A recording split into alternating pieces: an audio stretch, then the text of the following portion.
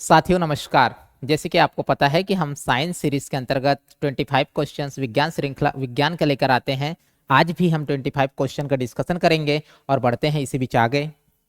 देखिए, जो पहला क्वेश्चन है, न्यूलैंड के अष्टक क्रमशः खालिस्तान से शुरू होते हैं और खालिस्तान पर समाप्त होते हैं। तो साथियों, आपको पता है न्यूलैंड नामक वैज्ञानिक ने परमाणु द्रव्यमान के आधार पर, अर्थात तत्वों को परमाणु द्रव्यमान के आधार पर उन्होंने संयोजित किया था। उसी बीच जो न्यूलैंड का नियम, इससे संबंधित जो क्वेश्चन पूछा जाता है कि कब आया था न्यूलैंड का नियम, तो 1866 में आया था। कब आया था साथियों?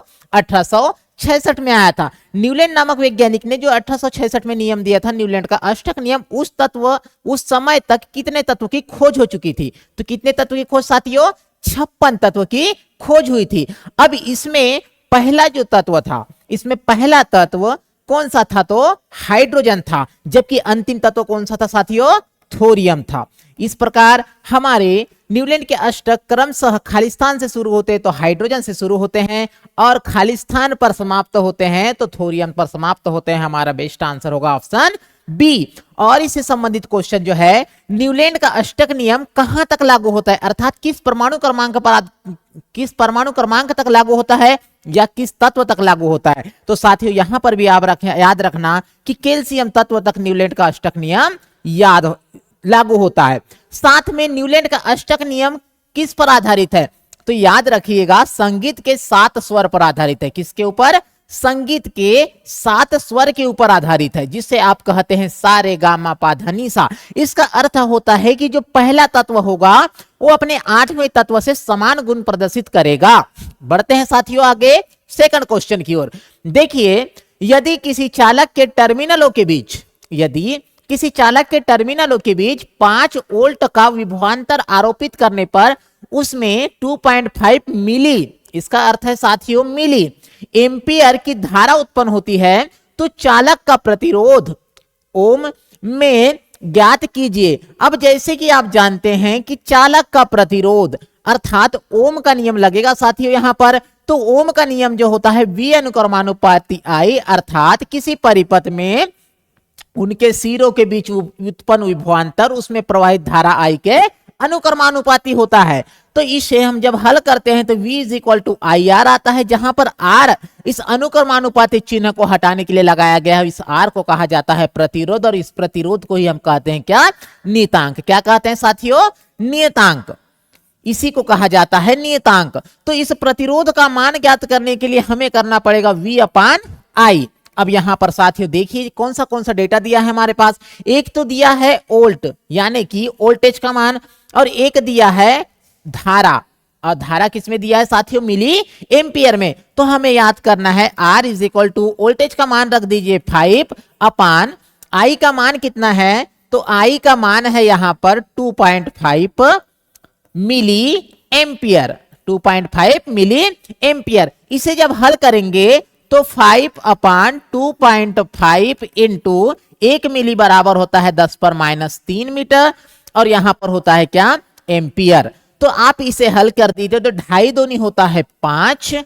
तो इस प्रकार ये जब आगे बढ़ेगा तो 2 इंटू 10⁻³ की घात, अर्थात आ जाएगा हमारा आंसर 2000। तो साथियों हमें पूछा गया है कि आंसर क्या है, प्रतिरोध का आंसर क्या है? तो यहां पर आ जाएगा 2000, और यहां पर जो प्रतिरोध है, प्रतिरोध का मात्रक क्या हो जाएगा हमारा? ओम हो जाएगा। तो यहां पर उत्तर होगा 2000 ओम। बढ़ते हैं साथियों आगे तीसरे क्वेश्चन की ओर। निम्न में से किस समूह के तत्व में अम्लीय ऑक्साइड बनाने की प्रवृत्ति होती है? निम्न में से किस तत्व के समूह में अम्लीय ऑक्साइड की बनाने की प्रवृत्ति होती है? जैसे ही यहां पर अम्लीय ऑक्साइड आ गया तो आप लोगों का दिमाग सीधा सीधा लग जाना साथियों, लग जाना चाहिए कहां पर? अधातु पर। किसमें साथियों? अधातु पर। अगर से आप इसे याद करने में सक्षम नहीं तो आप ट्रिक बना सकते हैं कि धातु के जो ऑक्साइड होते हैं वो क्षारीय गुण प्रदर्शित करते हैं, जबकि अ से अम्लीय और अ से अधातु जो प्रदर्शित करेंगे, अधातु करेंगे, अर्थात अम्लीय गुण प्रदर्शित। अब यहां पर देखिए ऑप्शन देखिए, जो समूह नंबर 13 है, किस समूह की बात की गई है? तो समूह 13 जो होता है इसमें बोरान होते हैं और एल्यूमिनियम होते हैं, बैगन आलू गाजर इन थैला, अर्थात गैलियम आयोडीन, और होता है क्या? थैलियम। इसे याद करते हैं साथियों समूह 13 के तत्वों को, बैगन, आलू, गाजर इन थैला। ठीक है साथियों, समूह 1 का तत्व इसे कहते हैं क्षारीय धातु। तो ये भी नहीं होगा, ये भी धातु है और ये भी धातु है। जबकि 16 समूह जो तत्व है यहां पर आता है ऑक्सीजन, ओस सल्फर, से सेलेनियम, ओस से टीपो, टे से टेलिरियम और पो से पोलोनियम। तो यहां पर देखिए साथियों, ये जो है ऑक्सीजन हो गया, सल्फर हो गया, टेलिरियम, सेलेनियम हो गया, टेलिरियम और पोलोनियम। पोलोनियम जो का है साथियों सबसे ज्यादा समस्थानिक होता है। अर्थात यहां पर हम देख रहे हैं कि ये जो तत्व है ये क्या है, अधातु। तो आपको सही उत्तर प्राप्त हो रहा है यहां पर अधातु से अम्लीय प्रकृति। जो मैंने आपको बताया था कि अम्लीय जो तत्व अम्लीय गुण जो प्रदर्शित करते हैं अधातु तत्व प्रदर्शित करते हैं। तो इसका सही आंसर होगा समूह नंबर 16। याद किस प्रकार करते हैं, तो ओस से टीपो। ठीक है साथियों, ओस से टीपो अर्थात ऑक्सीजन, सल्फर, सेलेनियम, टेलुरियम और पोलोनियम। बढ़ते हैं आगे। देखिए एल्कोहल, एल्कोहल सोडियम के साथ अभिक्रिया करके निम्नलिखित में से किस गैस का निर्माण करता है। एल्कोहल सोडियम के साथ मिलकर किस गैस का निर्माण करता है, तो हम बनाते हैं यहां पर समीकरण। एल्कोहल हम ले लेते हैं C2H5OH। क्या लेते हैं, C2H5OH। यहां पर मैं आपको बताना चाहूंगा कि जो एल्कोहल होता है, एल्कोहल भी दो टाइप के होते हैं, एक होते हैं मिथेनॉल और एक होते हैं एथेनॉल। तो जो शराब होता है वो मुख्य रूप से एथिल एल्कोहल से बनाया जाता है। किससे, एथिल एल्कोहल से बनाया जाता है। तो जबकि मेथिल एल्कोहल वाला जो शराब होता है साथियों, ये मेथिल एल्कोहल वाला शराब जो होता है ये नुकसान करता है। अर्थात नुकसान किस भाग को करता है, हमारे आंखों के लिए ये नुकसानदायक होता है। आंखों के लिए क्या होता है, नुकसानदायक। तो देखिए जहां पर क्रिया कराइए सोडियम के साथ, किसके साथ, किसके साथ, सोडियम के साथ। तो हमें प्राप्त होगा C2H5O और Na साथ में साथियों निकल जाएगा आपका यहां पर क्या, हाइड्रोजन गैस। तो यही पूछा गया है कि निम्नलिखित में से किस गैस का निर्माण होता है, तो किस गैस का निर्माण होगा, तो हाइड्रोजन गैस का निर्माण होगा। ठीक है साथियों, हाइड्रोजन गैस का निर्माण होगा और यहां पर इसे कहते हैं सोडियम, सोडियम एथेक्साइड। क्या बोलते हैं इसको, सोडियम एथेक्साइड। ठीक है साथियों, बढ़ते हैं आगे। देखिए किस चालक का प्रतिरोध इनमें से किस पर निर्भर करता है, किसी चालक का प्रतिरोध इनमें से किस पर निर्भर करता है। तो यहां पर देखिए जो आर होता है वो आर जो होता है रो एल बाई ए के अनुक्रमानुपाती होता है। अर्थात प्रतिरोध, देखिए प्रतिरोध अनुक्रमानुपाती रो, प्रतिरोध अनुक्रमानुपाती एल, प्रतिरोध व्युत्क्रमानुपाती क्या, ए। ठीक है साथियों, यहां पर अगर से हम प्रतिरोध का मान बढ़ाते हैं तो विशिष्ट प्रतिरोध अर्थात रो का मान भी बढ़ेगा।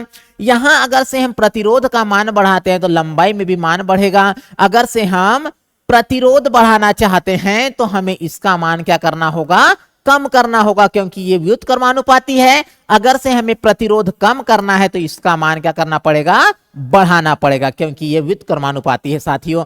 तो यहां पर यही पूछा गया है कि किसी चालक का प्रतिरोध इनमें से किस पर निर्भर नहीं करता।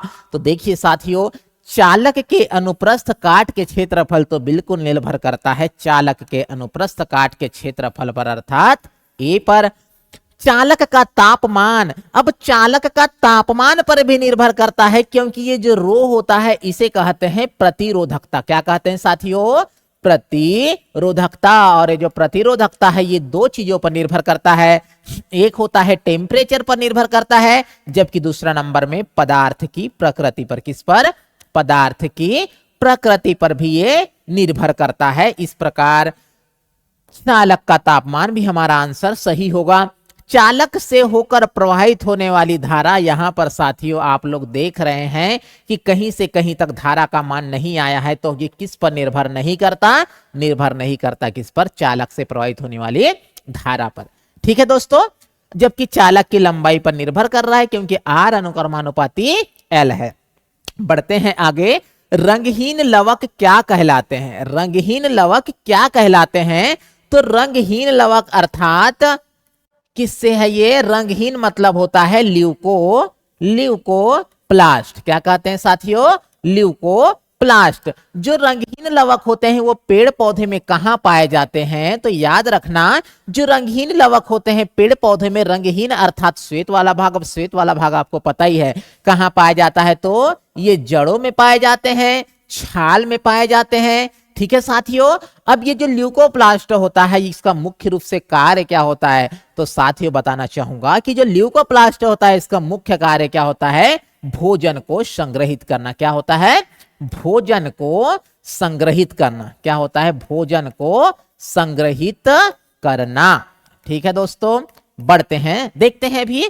और ल्यूकोप्लास्ट के अंतर्गत भी और आते हैं, जैसे कि एमाइलोप्लास्ट। क्या होता है? एमाइलोप्लास्ट। क्या होता है साथियों? एमाइलोप्लास्ट। एमाइलो से एमाइलेस, ये करता क्या है? एमाइलोप्लास्ट करता है कार्बोहाइड्रेट को संचय। क्या करता है? कार्बोहाइड्रेट का संचय। एक होता है इलायोप्लास्ट। क्या होता है साथियों? इलायोप्लास्ट ये क्या करता है? ये वसा का संग्रहण करता है। और एक होता है एल्यूरोप्लास्ट। क्या होता है? एल्यूरोप्लास्ट। तो एल्यूरोप्लास्ट क्या कहता है? तो ये करता है प्रोटीन का संचय। क्या करता है मेरे दोस्त? ये करता है प्रोटीन का संचय। तो इस प्रकार हमने बताया। और होता है ल्यूकोप्लास्ट हो गया, और एक याद रखना, एक होता है क्रोमोप्लास्ट। क्या होता है? क्रोमोप्लास्ट। अब ये क्रोमोप्लास्ट क्या करता है? जैसा कि नाम में ही काम है, क्रोमो मतलब होता है रंग, तो रंग प्रदान करने का कार्य कौन करता है पेड़ पौधों में? तो क्रोमोप्लास्ट करता है। तो रंगहीन लवक है, तो यहां पर ल्यूकोप्लास्टिड हमारा सही आंसर होगा। इस क्रोमोप्लास्ट के अंतर्गत क्या क्या आते हैं? जैसे कि जेंथोफिल। क्या होता है? जेंथोफिल। केरोटीन।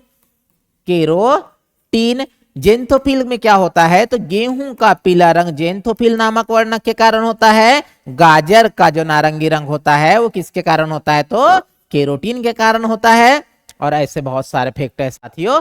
तो हम बढ़ते हैं आगे की ओर। देखिए, विद्युत धारा के चालन की जांच करने के लिए रवि एक प्रयोग करता है। साथियों, रवि क्या कर रहा है? एक प्रयोग कर रहा है। यह विभिन्न जलीय विलयन या द्रव विद्युत अपघट्ट के रूप में लेता है। रवि क्या करता है? एक चालन विद्युत धारा की जांच कर रहा है कि किसमें विद्युत धारा प्रवाहित होती है और किसमें नहीं। तो उसके लिए सबसे पहले उसने क्या लिया? विद्युत अपघट्ट लिया, और इनमें से विद्युत प्रवाहित करने का प्रयास करता है। क्या करता है? विद्युत प्रवाहित करने का प्रयास करता है, और परिपथ की एक बल्ब से जोड़ता है, और इसमें से किसकी उपस्थिति में बल्ब नहीं जलेगा? साथियों, क्वेश्चन बहुत इंटरेस्टिंग है कि इनमें से, देखिए साथियों, ग्रुप डी में ऐसे ऐसे क्वेश्चन आते हैं, बिल्कुल लॉजिकल क्वेश्चन आ रहे हैं। किस प्रकार से, देखिए क्वेश्चन का आकार देखिए। ग्रुप डी, जो ग्रुप डी है, ग्रुप डी ग्रुप डी की जो वैकेंसी है ये लेवल 1 के पोस्ट के अंतर्गत रखा गया है। इसको किसमें? लेवल 1 के अंतर्गत रखा गया है। लेकिन ग्रुप डी की वैकेंसी है ना ही ए की, ना बी की, ना सी की, बल्कि ग्रुप डी की वैकेंसी रहने के बावजूद भी देखो क्वेश्चन किस प्रकार पूछा गया है। इसका कारण होता है साथियों, क्योंकि इसमें केवल एक ही एग्जाम है। ऐसे ऐसे क्वेश्चन आते हैं। देखिए क्या होता है, तो विद्युत धारा प्रवाहित करने के लिए वो टेस्ट कर रहा है कौन? रवि नाम का लड़का। तो यहां पर दिया है पहला ऑप्शन कि कैल्शियम क्लोराइड, इसका फार्मूला क्या होता है? CaCl2। यहां पर है धातु, और ये होता है क्या? अधातु। धातु और अधातु दोनों मिलकर क्या बनाते हैं? Ionic bond. तो जैसे ही साथियों, जो चूंकि यहां पर आयन उत्पन्न हो जाएंगे विद्युत धारा प्रवाहित करने पर, तो ये किस में बच जाएगा? Ca2+ आयन में और Cl2- आयन में। ये साथियों बढ़ जाएंगे, तो इस प्रकार इसमें विद्युत धारा प्रवाहित होगी। अर्थात विद्युत धारा प्रवाह होने के लिए जिम्मेदार क्या है? इस आयन के रूप में विद्युत अपघट्ट टूट जाना चाहिए। देखिए second, copper sulphate. Copper sulphate का फार्मूला क्या होता है? CuSO4। अब CuSO4 होता है तो Cu2+ आयन में बढ़ जाएगा, और साथ में सल्फेट 2- आयन में बदल जाएगा। तो इसमें भी है सोडियम क्लोराइड अर्थात NaCl, साधारण नमक जिसे आप कहते हैं, तो ये भी Na+ में बदल जाएगा, और साथ में Cl- में। जबकि जो ऑक्टेन है, ऑक्टेन का फार्मूला क्या होता है? तो C8H18। ये होता है साथियों ऑक्टेन का फार्मूला, और ये ऑक्टेन में ही दिख रहा है आप लोगों को, कार्बन और हाइड्रोजन। और मुख्य रूप से कार्बन बंध क्या करता है? तो कार्बन जो तत्व होता है मुख्य रूप से कौन सा बंध बनाता है? तो सहसंयोजक यौगिक बंध बनाता है। तो इस प्रकार ऑक्टेन में कौन सी बंध? सहसंयोजक बंध। सहसंयोजक बंध। क्या बनाता है, सहसंयोजक बंध। इस प्रकार हमारा आंसर नहीं होगा कह रहा है, तो हमारा आंसर ऑक्टेन होगा, क्योंकि ऑक्टेन में सहसंयोजक बंध है, आयनिक बंध रहता तो धारा प्रवाहित होती। ठीक है साथियों, बढ़ते हैं आगे। देखिए चुंबकीय क्षेत्र में परिवर्तन द्वारा प्रेरित धारा उत्पन्न करने की प्रक्रिया क्या कहलाती है। चुंबकीय क्षेत्र में परिवर्तन द्वारा प्रेरित धारा उत्पन्न करने की प्रक्रिया क्या कहलाती है। चुंबकीय क्षेत्र में परिवर्तन द्वारा उत्पन्न, साथियों कोई चुंबकीय क्षेत्र है और उसमें अगर से प्रेरित धारा उत्पन्न हो रही है, तो प्रेरित धारा उत्पन्न हो रही है तो उससे क्या कहते हैं, तो याद रखना विद्युत चुंबकीय प्रेरण कहते हैं। क्या कहते हैं, विद्युत चुंबकीय प्रेरण के द्वारा उत्पन्न धारा को ही प्रेरित धारा कहते हैं। और विद्युत चुंबकीय प्रेरण की खोज किसने किया था, तो माइकल फैराडे नामक वैज्ञानिक ने। किसने, माइकल फैराडे नामक वैज्ञानिक ने क्या किया था, विद्युत चुंबकीय प्रेरण की खोज किया था। साथ में और जो विद्युत चुंबकीय प्रेरण पर आधारित जो यंत्र है हमारा कौन सा है, तो विद्युत जनित्र है। क्या है, विद्युत जनित्र, जिसे आप कहते हैं डायनेमो। क्या कहते हैं साथियों, डायनेमो। और विद्युत जनित्र करता क्या है, तो ये कार्य करता है, जैसे ही आप जनरेटर स्टार्ट करते हैं तो आपको विद्युत की प्राप्ति होती है, अर्थात यांत्रिक ऊर्जा को किसमें बदलता है, ये यांत्रिक ऊर्जा का जो ट्रांसफॉर्मेशन है वो किसमें होता है, विद्युत ऊर्जा के रूप में। ठीक है साथियों, बढ़ते हैं आगे। देखिए आज के परिप्रेक्ष्य में क्या है, आज के परिप्रेक्ष्य में मनुष्यों की अभिवृत्ति में हुए किस परिवर्तन ने अजैव निम्नीकरणीय अपशिष्ट, क्या बोला है इसने, अजैव निम्नीकरणीय अपशिष्ट, अर्थात अजैव मतलब होता है जो जीव द्वारा खत्म नहीं किया जा सकता, के उत्पादन को कुछ हद तक कम करने में सहायता की है। किसने सहायता की है, आखिर अजैव निम्नीकरणीय पदार्थ अर्थात जो कभी सड़ते गलते नहीं, इसमें जो महत्वपूर्ण भूमिका निभाई उसको कम करने में इन ऑप्शनों में से देखते हैं। पहला ऑप्शन है उपयोग करो और फेंक दो, यूज एंड थ्रो, उपयोग करो और फेंक दो। तो क्या ये होगा, बिल्कुल निगेटिव ऑप्शन है साथियों, तो ये ऑप्शन तो हमारा हो ही नहीं सकता। उपयोग करो और फेंक दो, मान लो आप लोगों ने प्लास्टिक लिए, यूज किया और फेंक दिए, तो प्लास्टिक तो पड़ा रहा ना, क्योंकि प्लास्टिक एक अजैव निम्नीकरणीय पदार्थ है। जूट के थैलों का उपयोग, तो हमारा आंसर क्या होगा, जूट के थैलों का उपयोग, बिल्कुल सही बात है साथियों। और जूट सबसे ज्यादा कहां उत्पादन होता है, तो पश्चिम बंगाल में होता है। ठीक है, आगे बढ़ते हैं। अब देखिए पैकेजिंग में प्लास्टिक का उपयोग, तो प्लास्टिक का उपयोग करोगे तो प्लास्टिक सड़ेगा नहीं, गलेगा नहीं, तो ये तो बिल्कुल सहायक नहीं हुआ। और उसके बाद जीवन शैली में सुधार, लेकिन इससे बेस्ट ऑप्शन क्या है, जूट के थैलों का प्रयोग करो और प्लास्टिक को दूर करो। ठीक है साथियों, बढ़ते हैं आगे। नीचे दिए गए कथनों पर विचार कीजिए और वही उत्तर का चयन कीजिए। पहला जो ऑप्शन है कथन, मानव आमाशय नाइट्रिक अम्ल का उत्पादन करता है, साथियों बिल्कुल कथन गलत है। मानव जो आमाशय होता है जो जे आकार का होता है, इस आमाशय से संबंधित कथन सुनिए। यहां पर जो मानव आमाशय होता है वो जे आकार का होता है साथियों। मानव आमाशय में क्या होता है, तो मानव आमाशय में जठर ग्रंथि पाई जाती है। कौन सी ग्रंथि, जठर ग्रंथि। और इस जठर ग्रंथि से स्राव होता है जठर रस का, किसका, जठर रस का। और जठर रस का स्राव होता है साथियों, वे करता क्या है, तो प्रोटीन के पाचन में मदद करता है। क्या करता है, प्रोटीन के पाचन में मदद करता है। और इस प्रकार हम कह सकते हैं कि मनुष्य के शरीर में प्रोटीन का पाचन कहां से शुरू होता है, तो कहां से शुरू होता है, आमाशय से। कहां से साथियों, आमाशय से। देखते हैं सेकंड ऑप्शन, हाइड्रोक्लोरिक अम्ल आमाशय को क्षति पहुंचाए बिना भोजन के पाचन में मदद करता है, बिल्कुल सही बात है। यहां से निकलता है पेप्सिन नामक एंजाइम। कौन सी एंजाइम, पेप्सिन नामक एंजाइम, जो भोजन में क्या करता है, प्रोटीन का पाचन करता है, प्रोटीन का पाचन करता है। और प्रोटीन का पाचन करके उसे पॉलीपेप्टाइड पेप्टाइड में तोड़ता है।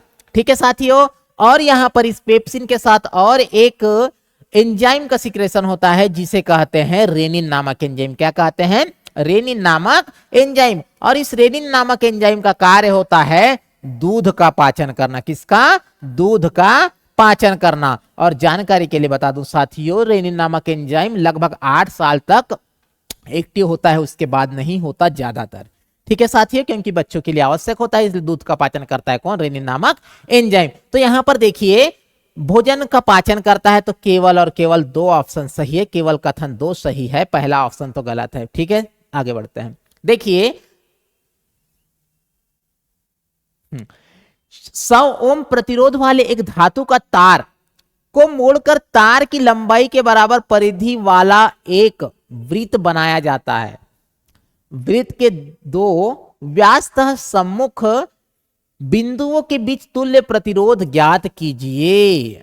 यहां कहा गया है कि वृत्त के दो व्यासतः सम्मुख बिंदुओं के बीच, दो बिंदुओं के बीच, देखिए साथियों, सबसे पहले हम लेते हैं प्रतिरोध वाले एक धातु।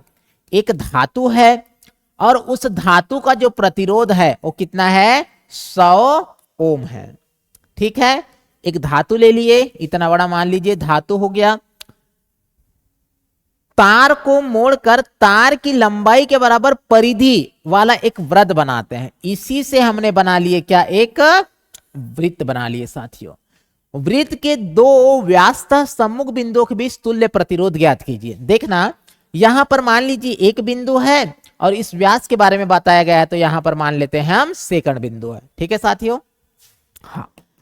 अब पूछा गया है कि सम्मुख बिंदुओं के बीच तुल्य प्रतिरोध, यहां पर जो है इनके बीच तुल्य प्रतिरोध, इनके दोनों के बीच तुल्य प्रतिरोध ज्ञात करना है हमें।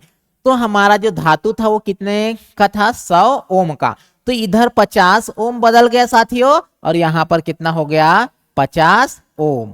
ठीक है, तो अब ये जो देखिए यहां पर क्या कहा गया है कि व्यासतः सम्मुख बिंदुओं के बीच तुल्य प्रतिरोध, तो यहां पर हमें क्या लगाना पड़ेगा, चूंकि ये जो होगा अब 50-50 ओम के दो तार बन गए, तो एक दूसरे की ये है समांतर, तो हमें लगाना पड़ेगा प्रतिरोध ज्ञात करने के लिए क्या, प्रतिरोध ज्ञात करने के लिए, प्रतिरोध ज्ञात करने के लिए हमें लगाना पड़ेगा क्या, समांतर क्रम में, समांतर क्रम में प्रतिरोधों का संयोजन नियम, प्रतिरोधों का संयोजन नियम, संयोजन नियम, संयोजन नियम। ठीक है, तो देखो यहां पर क्या होता है, जब दो प्रतिरोध दिए रहते हैं तो उस स्थिति में क्या किया जाता है, तो देखिए प्रतिरोध ज्ञात करने के लिए हम कुछ नहीं करते, 1/R1 plus 1/R1 plus 1/R2 करते हैं। इसी को लिखा जा सकता है total R is equal to R1 into R2 upon, मतलब हाँ R1 इंटू R2 अपान, इसकी 1/R हो जाएगा, R1 इंटू R1 अपान R1 प्लस R2। तो यहां पर देखिए रख दीजिए मान भाई, कितना है, 50-50 ओम का है, तो 50 इंटू 50 बटे 50 प्लस 50 100, कितना हुआ साथियों, 100। तो देखिए इसमें 50 2 का 100 और 2 50 आ जाएगा, तुम्हारा आंसर कितना, 25। ठीक है साथियों, 25 ओम हमें प्राप्त कितना होगा, 25 ओम। अब देखिए यहां पर ऑप्शन आप डिलीट कर सकते थे, कैसे कैसे डिलीट करते सकते थे, देखिए मैंने आपको कल बताया था, कल के लेक्चर में, कि जो समांतर क्रम होता है, समांतर क्रम में दिए गए प्रतिरोध का मान, समांतर क्रम में अगर से हमारे पास 3-4 प्रतिरोध दिया गया है, तो समांतर क्रम में जब उनको जोड़ेंगे तो हमेशा जो प्रतिरोध का मान होगा उन दिए गए प्रतिरोधों में से हमेशा क्या होगा, कम होगा। जैसे कि यहां पर 50-50 ओम के दो प्रतिरोध है, तो उससे मान हमेशा क्या होगा, कम होगा। तो देखिए 1 2 3 4 ऑप्शन में हमेशा 50 से कम वाला 25 ही आएगा, क्योंकि 100 तो ऊपर हो गया, 75 भी ऊपर हो गया। बढ़ते हैं आगे, यौगिक C2H6, यौगिक C2H6 और C3H8 में खालिस्तान इकाई का अंतर है। देख लीजिए भाई, C2H6 और C3H8 में किसका अंतर है, तो C3H8 में किसका आंसर है, तो देख लिए भाई, हमेशा अंतर आता है इसमें CH2 का। अब इसका कभी कभी एग्जाम में द्रव्यमान भी पूछा जाता था, देखिए कितना द्रव्यमान है, 14 का अंतर होता है साथियों। अब ये किस प्रकार के श्रेणी होते हैं, तो देख रहे हैं आप लोग, C2H6 C3H8, मतलब कि ये एल्केन ग्रुप वाले हैं, और इसका उत्तर आ जाएगा CH2 समजातीय श्रेणी। बढ़े आगे, बढ़ते हैं। जब किसी वस्तु को लेंस से 2f की दूरी पर रखा जाता है, यहां पर लेंस से 2f की दूरी पर रखा जाता है, तो उत्तल लेंस की बात कही गई है। उत्तल लेंस द्वारा उत्पन्न आवर्धन का मान कितना होगा, उत्तल लेंस द्वारा उत्पन्न आवर्धन का मान कितना होगा। तो देखते हैं भाई, उत्तल लेंस बना लो, ये हो गया हमारा क्या, उत्तल लेंस, और बीच में हो गया यहां पर फोकस, सॉरी ध्रुव। तो देखिए साथियों यहाँ पर ये हो गया उत्तल लेंस और यहाँ पर डाल देते हैं हम एक मुख्य अक्ष। यहां पर कहा गया जब किसी वस्तु को 2f की दूरी पर रखा जाता है, वस्तु को कहां रख रहे हैं हम 2f पर, यहां पर वस्तु रख रहे हैं साथियों। तो उत्तल लेंस में क्या होता है, यहां पर 2f1 मान लो इसे और यहां पर 2f2 मान लो। ऐसे क्यों मानते हैं, क्योंकि देखिए इधर से भी एक गोला बनेगा, इधर से एक गोला बनेगा और इधर से एक गोला बनेगा, इसलिए 2f1 इधर मानते हैं, 2f2 इधर मानते हैं। अब आप बताइए कि वस्तु को हमने रखे यहां पर, तो मान लीजिए यहां से प्रकाश किरण निकली और ये कहां पर जाएगा, यहां पर, ठीक है साथियों, और एक प्रकाश किरण प्रवेश करेगा सीधा यहां से यहां पर। तो हमारा जो प्रतिरोध प्राप्त होगा, हमें जो प्रतिबिंब प्राप्त होगा यहां पर प्राप्त होगा, कहां पर, यहां पर भी 2f2 पर प्राप्त होता है। ऐसा क्यों, देखिए चूंकि ये जो केंद्र पर ये जो 2f1 है इस वाले भाग के लिए केंद्र हुआ, 2f1 इस वाले भाग के लिए केंद्र हुआ क्योंकि ये ऐसे घूमेगा, और इस वाले भाग के लिए क्या होगा, वो केंद्र होगा क्योंकि वो इस प्रकार घूमेगा। ठीक है साथियों, तो हमेशा याद रखना ये जो 2f1 है ये वक्रता केंद्र के तुल्य होगा, C1 के तुल्य, और ये किसके होगा तुल्य, C2 के तुल्य। और जब भी हम वस्तु को वक्रता केंद्र पर रखते हैं तो वक्रता केंद्र पर ही प्रतिबिंब बनता है। किस प्रकार का प्रतिबिंब बनता है, तो प्रतिबिंब बनता है समान आकार का। कैसा बनता है, समान आकार का। लेकिन चूंकि ये उत्तल लेंस है, यहां पर प्रकाश किरणें एक दूसरे को काट रहे हैं, तो मान लिए वस्तु ए हुआ ये बी हुआ, तो हमें प्राप्त क्या होता है, बी और ए प्राप्त। यहां पर प्रतिबिंब बनेगा उल्टा। अब देखना जब प्रतिबिंब हमें प्राप्त हो रहा है सी पर ही, यानी कि वक्रता केंद्र पर ही, उस स्थिति में जो आवर्धन का मान होता है वो बराबर होता है, किससे बराबर, 1 के होता है। ठीक है साथियों, तो हमारा उत्तर क्या हो जाएगा, डी बराबर +1। बढ़ते हैं आगे। दो पारदर्शी माध्यमों ए और बी में, दो पारदर्शी माध्यमों ए और बी में प्रकाश की चाल 2 × 10⁸ मीटर प्रति सेकंड और 2.25 × 10⁸ मीटर प्रति सेकंड है। तो माध्यम बी के सापेक्ष माध्यम ए का अपवर्तनांक, माध्यम बी के सापेक्ष माध्यम ए का अपवर्तनांक क्या होगा, तो यहां पर होता है माध्यम बी के सापेक्ष माध्यम ए का अपवर्तनांक। तो लिख लीजिए, आप जानते हैं कि अपवर्तनांक μ होता है C/v। क्या होता है, प्रकाश की चाल और वस्तु की चाल। तो देखिए यहां पर क्या होगा, माध्यम बी के सापेक्ष, तो साथियों इसे इस प्रकार लिखेंगे μb/μa, जिसे ज्ञात करना रहता है हमेशा ऊपर लिखते हैं, और ये क्या होता है, आधार होता है, अर्थात इसके सापेक्ष इसका प्रतिरोध। अब देखिए यहां पर दिया है हमें माध्यम ए में प्रकाश की चाल और माध्यम बी में प्रकाश की चाल। ठीक है साथियों, देखते हैं। तो μa हो जाएगा C/v, क्या हो जाएगा, C/v, v पर यहां पर a मान लीजिए, और हो जाएगा C/vb। अब यहां पर c को मैंने बदला क्यों नहीं, क्योंकि दोस्तों ये प्रकाश की चाल है जिसका मान कितना होता है, 3 × 10⁸ मीटर प्रति सेकंड। ठीक, बढ़ते हैं। देखिए अब रखिए मान यहां पर 3, अब यहां पर देखिए c और c तो कट गया, क्या हुआ, c और c तो कट गया। तो यहां पर जो हुआ VB/VA, क्या हो जाएगा, VB/VA होगा, क्योंकि ये ऊपर चला जाएगा। तो मान रख दीजिए अब 2.25/2 × 10⁸, यहां पर मान रखिए 2.25 ×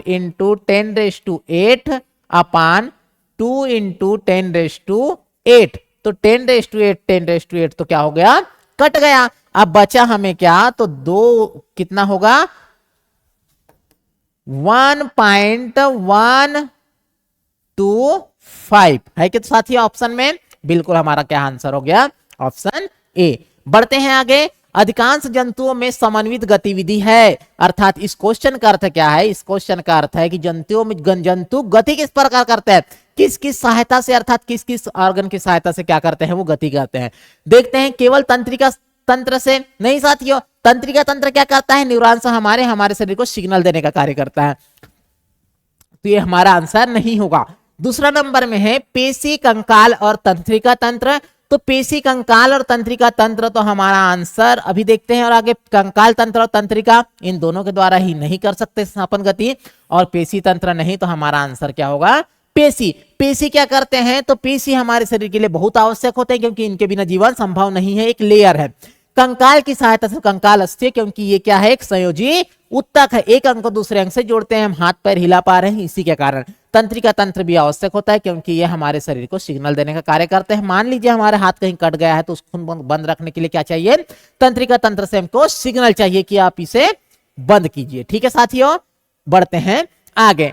एन फेरो वाली एक धारावाही वृत्ताकार कुंडली के कारण उत्पन्न क्षेत्र और समान धारा को वहन करने वाले समान त्रिज्या के एकल वृत्ताकार लूप के कारण उत्पन्न क्षेत्र का अनुपात। ठीक है साथियों, एन फेरो वाली एक धारावाही वृत्ताकार कुंडली, एक धारावाही वृत्ताकार कुंडली, एक धारावाही वृत्ताकार कुंडली के कारण उत्पन्न चुंबकीय क्षेत्र। चुंबकीय क्षेत्र क्या होता है, तो किसी चुंबक के आसपास का वह क्षेत्र जहां तक उस चुंबक का क्या रहे, प्रभाव रहे।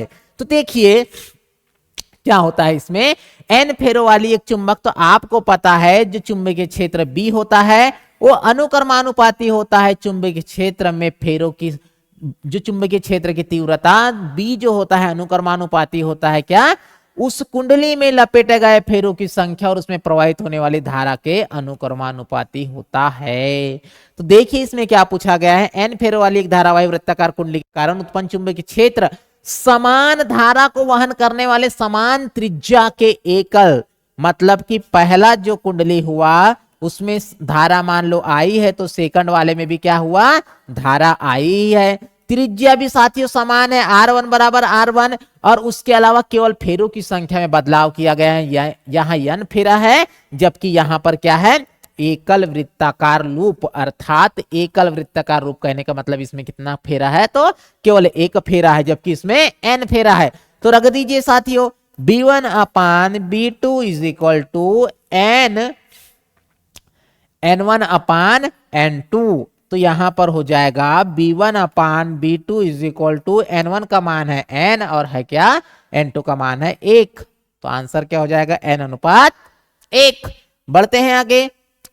जनन कोशिकाएं फूल के किस प्रजनक अंग में मौजूद होते हैं, जनक क्या है साथियों, जनन कोशिकाएं फूल के किस प्रजनक अंग में मौजूद होते हैं, तो आंसर क्या है, सबसे सरल क्वेश्चन साथियों, हम बचपन से पढ़ते आ रहे हैं, आंसर है हमारा पुंकेसर और स्त्री केसर। पुंकेसर और स्त्री केसर, तो याद रखना जो पुंकेसर होता है ये मेल पार्ट होता है, और इस मेल पार्ट के अंतर्गत आता है, एक होता है परागकोश, क्या होता है साथियों, परागकोश, और क्या होता है, तंतु, क्या होता है, तो तंतु। और उसके अलावा स्त्री केसर के भी 3 पार्ट होते हैं, स्त्री केसर वाले पार्ट को कहा जाता है पिस्टिल, क्या कहते हैं, पिस्टिल, या इसी को कहा जाता है अंडप। तो इसमें क्या क्या होते हैं, तो इसमें होता है वर्तिका, क्या होता है साथियों, वर्तिका, वर्तिकाग्र, क्या होता है, वर्तिका, वर्तिकाग्र और अंडासन, ये 3 पार्ट होते हैं किसमें, फीमेल फ्लावर में। ठीक है साथियों, इस प्रकार, और याद रखना फूलों का जो अध्ययन कहते हैं उसे एंथोलॉजी कहते हैं, क्या कहते हैं, एंथोलॉजी। ठीक है, बढ़ते हैं आगे। ब्लैंक्स खाली स्थान बनाने में ईस्ट का उपयोग किया जाता है, तो क्या बनाने में किया जाता है, शराब बनाने में किया जाता है, क्योंकि हमने पिछले लेक्चर में देखे हैं जो ईस्ट का उपयोग है कहाँ किया जाता है। तो देखिए बताते हैं आपको कि किसी भी जीव में सबसे पहले ऊर्जा उत्पादन के लिए क्या होता है साथियों, ग्लूकोज। एक ग्लूकोज को क्या कहते हैं, कोशिका का ईंधन पदार्थ, क्या कहते हैं, कोशिका का ईंधन पदार्थ, कोशिका का ईंधन पदार्थ। अब कोशिका का ईंधन पदार्थ क्यों कहते हैं, क्योंकि किसी भी चीज को चलाने के लिए, या फिर हम जैसे उदाहरण ले गाड़ी को चलाने के लिए जिस प्रकार पेट्रोल चाहिए, तो उससे क्या होती है, ऊर्जा उत्पन्न होती है। तो उसी प्रकार हमारे शरीर को चलाने के लिए क्या चाहिए, ईंधन चाहिए, क्योंकि हमें भी क्या चाहिए, ऊर्जा। तो ये जो कोशिका का ईंधन पदार्थ हम ग्लूकोज को मानते हैं। ग्लूकोज में जब क्या होता है, ग्लूकोज जब ऑक्सीजन की उपस्थिति में ग्लूकोज को तोड़ा जाता है, और ये अभिक्रिया कहां पर संपन्न होती है, तो साइटोप्लाज्म में। तो ये जो ग्लूकोज से प्राप्त होता है, हमें 2 पायरुविक एसिड के अणु प्राप्त होते हैं। क्या होते हैं, 2 पायरुविक एसिड के अणु प्राप्त होते हैं। और ये कब होते हैं, ऑक्सीजन की अनुपस्थिति में, ऑक्सीजन की अनुपस्थिति में। और ये कहां पर संपन्न हो रही है, तो ये ईस्ट में। तो देखिए 2 पायरुविक एसिड से फिर क्या बनता है, तो साथियों 2 पायरुविक एसिड से जो ईस्ट है, ईस्ट में क्या होता है, तो ईस्ट में एल्कोहल का निर्माण होता है C2H5OH, और साथ में CO2 भी, और साथ में एनर्जी की भी प्राप्ति होती है।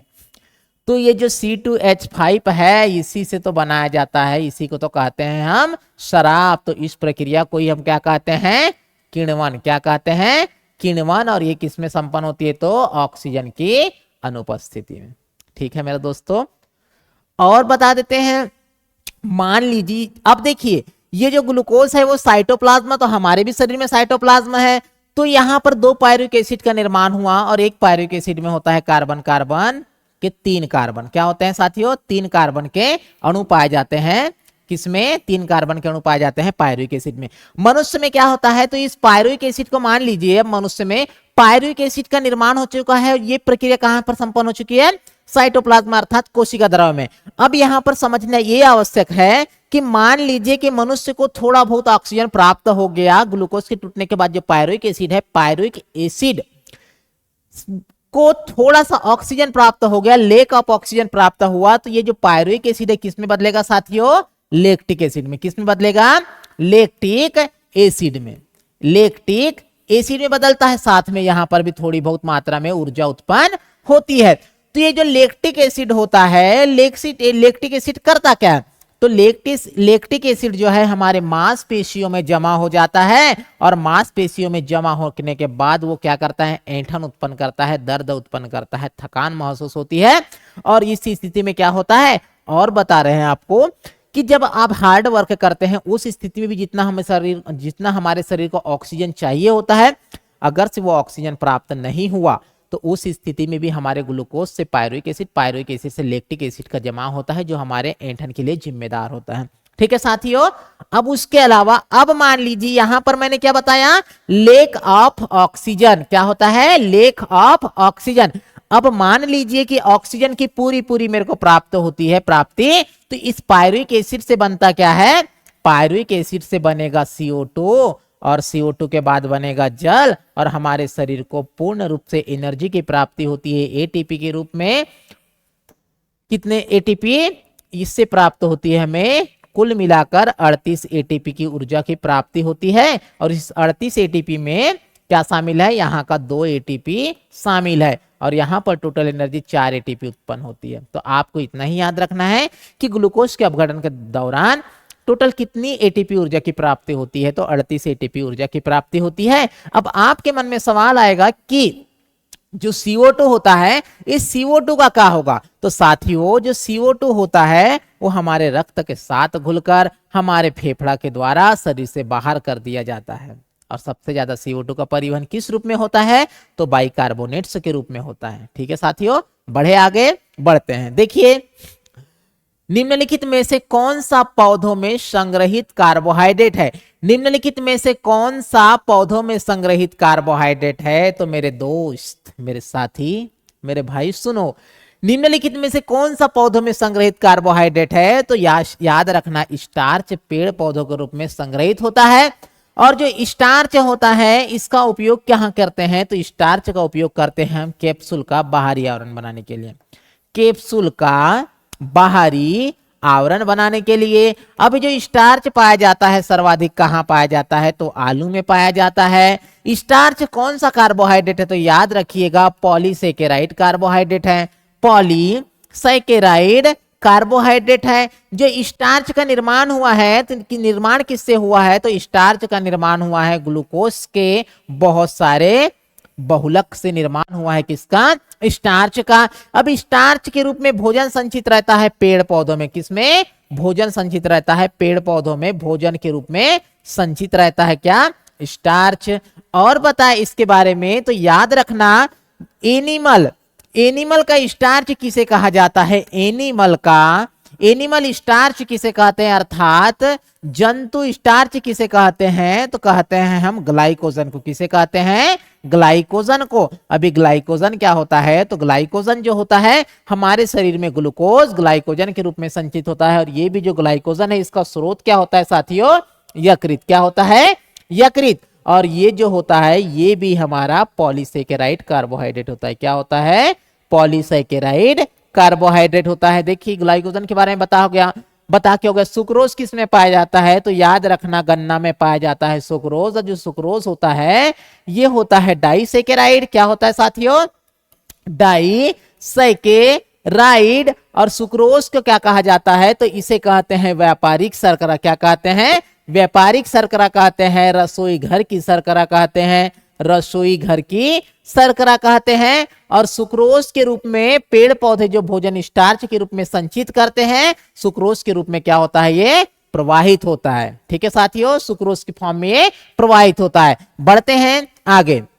देखिए मनुष्यों का निम्न में से कौन सा अंग उत्सर्जन अंग के रूप में कार्य नहीं करता? तो बड़ी आंत भी उत्सर्जन अंग के रूप में कार्य करता है। बड़ी आंत उत्सर्जन अंग के रूप में कैसे कार्य करता है? तो बड़ी आंत उत्सर्जन अंग के रूप में इस प्रकार कार्य करता है क्योंकि हमारे शरीर में बिलरुबिन और बिलवर्डिन नामक जो पदार्थ निकलते हैं उसका क्या करता है? हमारे मल के साथ बाहर आ जाते हैं। त्वचा क्या होता है? तो त्वचा से हमारे पसीना का स्राव होता है, तो ये भी हमारे उत्सर्जन अंग का कार्य करता है। फेफड़ा क्या करता है? तो फेफड़ा CO2 को क्या करता है? बाहर करता है। तो ये भी हमारे शरीर में उत्सर्जन का कार्य करता है। जबकि छोटी आंत जो होता है यहाँ पर भोजन का पूर्ण पाचन होता है। क्या होता है?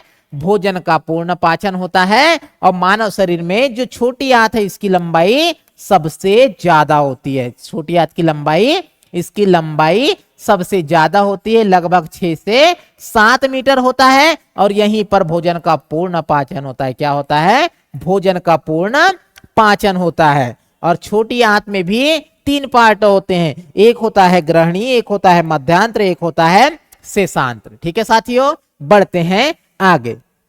देखिए निम्नलिखित में से किसकी परमाणु त्रिज्या सबसे अधिक होगी? तो याद रखना परमाणु त्रिज्या किसकी सबसे अधिक होगी? तो परमाणु त्रिज्या किसकी सबसे अधिक होगी? तो आवर्त सारणी में जैसे जैसे हम नीचे आएंगे धात्विक गुण क्या होगा? धात्विक गुण में वृद्धि होगा। धात्विक गुण में वृद्धि होगा। ऐसा क्यों होता है?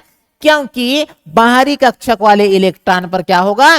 मध्य का आकर्षण बल कम लगेगा। और जब मध्य का आकर्षण बल कम लगेगा तो इसका मतलब वो बाहरी इलेक्ट्रॉन को त्याग देगा। और इसका एक मुख्य कारण क्या होगा? सबसे ज्यादा परमाणु त्रिज्या क्या है कारण? तो जैसे जैसे हम आवर्त सारणी में ऊपर से नीचे आते हैं तो कक्षकों की संख्या में क्या होती है? कक्षकों की संख्या में वृद्धि होती है। ठीक है मेरे भाई, कक्षकों की संख्या में वृद्धि होती है। तो जित मान लीजिए यहाँ पर 1 कक्षक, 2 कक्षक, 3 कक्षक, 4 कक्षक, तो देखिए यहां से जो त्रिज्या में क्या हो रही है? वृद्धि हो रही है। और टोटल कक्षकों की संख्या कितनी होगी? तो 7। क्यों ऐसा? क्योंकि 7 आवर्त है हमारे पास। तो बढ़ते हैं आगे। और यहाँ पर सुन लीजिए, ऑक्सीजन को क्या कहते हैं? जीवनदायिनी गैस कह सकते हैं आप, जीवनदायिनी गैस। ठीक है साथियों, ऑक्सीजन क्यों आवश्यक है? तो ऑक्सीजन हमारे ऊर्जा उत्पादन के लिए आवश्यक है। ऊर्जा उत्पादन के लिए आवश्यक है। ऑक्सीजन के बिना हम जिंदा रह सकते हैं कि नहीं? कारण क्या है? क्योंकि ग्लूकोज को तोड़ेगा कौन? ऑक्सीजन। तो ऑक्सीजन हमारे लिए क्या है? बहुत इंपॉर्टेंट गैस है। ऑक्सीजन का स्रोत क्या है? तो प्रकाश संश्लेषण है। प्रकाश संश्लेषण में क्या होता है? तो जल और कार्बन डाइऑक्साइड मिलकर क्या करते हैं? जल और कार्बन डाइऑक्साइड मिलकर करते हैं ग्लूकोज का निर्माण। साथ में करते हैं ग्लूकोज के निर्माण के साथ ही ऑक्सीजन उत्पन्न। और ऑक्सीजन क्या करता है? वायुमंडल को शुद्धिकरण करता है। इसलिए हम प्रकाश संश्लेषण की अभिक्रिया को वायुमंडल शुद्धिकरण अभिक्रिया भी कहते हैं।